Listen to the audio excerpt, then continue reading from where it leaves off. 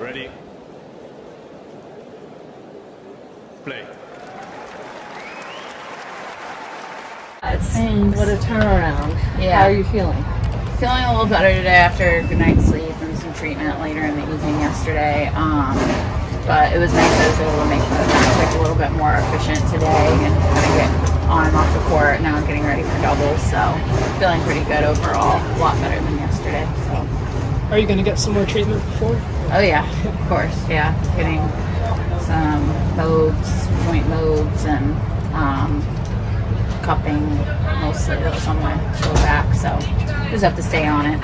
You know, like I was saying earlier, as long as you don't have, 2 or 3 injuries you're dealing with, I feel like everybody has something that they're dealing with on the court.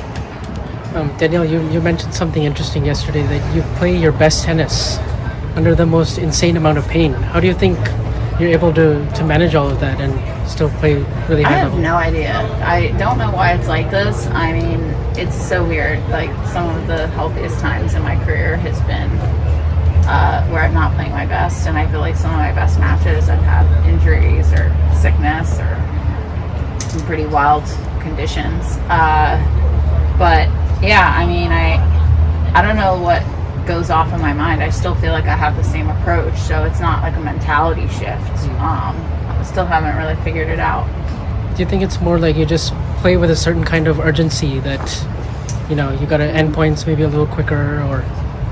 Yeah, I mean, I feel like a lot of my game style is kind of centered around playing pretty aggressive style. I do counter punch well, but it could be that. I mean, I'd have to kind of look back on some of those matches and kind of see what's going on. Sure. But it might be, yeah. Do you think that playing college allowed your body to develop in a less punishing way than some players who turn pro sooner? Yeah, I mean, I think it's good, though, for like the players that, that have chosen the professional route, because you get so many more matches than you do when you're in college.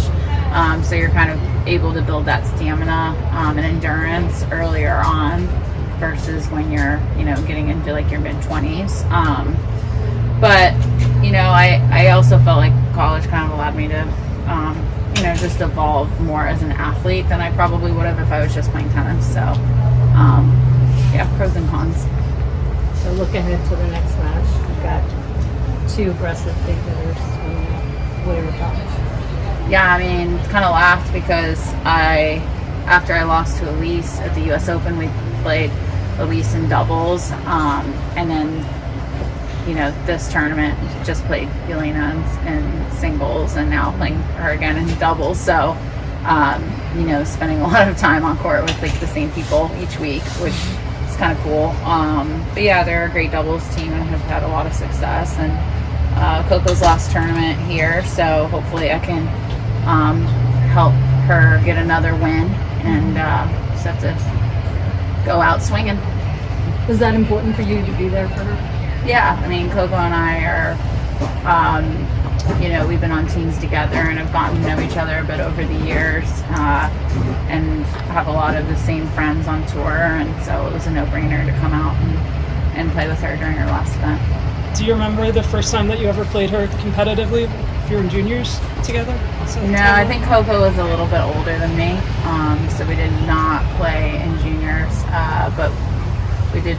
I think the first time we played was like the Miami Open, and we were on the Fed Cup team in 2021, so that was fun. Got to know each other better there, and yeah, we've had some, seen each other at tournaments over the years, and always shared some good laughs on court, especially. So yeah, she's a really fun person to play with, and always cracking so many jokes. I don't think I've ever laughed so hard than playing with Coco. You switched rackets, I believe, earlier this year. Do you change anything between singles and doubles about setup, or is it kind of just the same? No, it's always the same. I stick with the same racket, the same model, the same string tension. tension. Yeah. And don't really make any changes. I mean, every once in a while, for singles or for doubles, you might go out with one extra racket that's strung a little tighter or looser, but usually it's the same.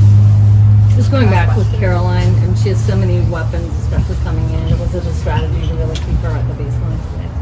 Yeah, definitely familiar with her game, and I knew that with how she likes to take time away and strike the ball early, I'd have to try to push her back on her heels a bit. And you know, she hits her first serve so big, and then off the return, she's also hitting some pretty speedy returns. So being ready for those shots, and then being able to also counter that with hard hitting shots.